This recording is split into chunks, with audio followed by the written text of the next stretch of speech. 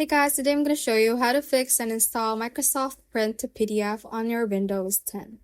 First, what we're going to search is Add Printer, and this option that says Add a Printer or Scanner will show up, so click on it and click on Add a Printer or a Scanner.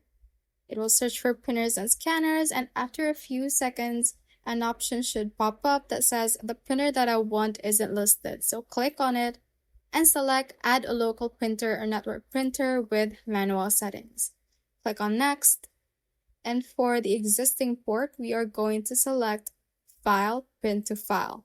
Once you have selected that, click on Next, and from the options at the left part, click on Microsoft right here, and we are going to look for Print to PDF, and as you can see, we don't have it right here.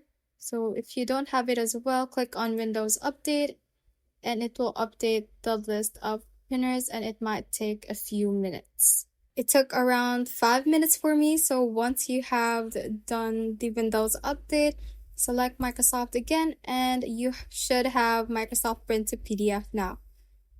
You should select that, and what we're going to do is click on Next right here and use a driver that is currently installed. You should select that and click on Next again. Click on Next and it should now be installed and added your Microsoft Print to PDF. Click on Finish and now we have it under our printers right here, and that is how you can basically fix and install Microsoft Print to PDF on your Windows 10. Thanks for watching, and if you found this useful, hit that like button and subscribe for more videos like this.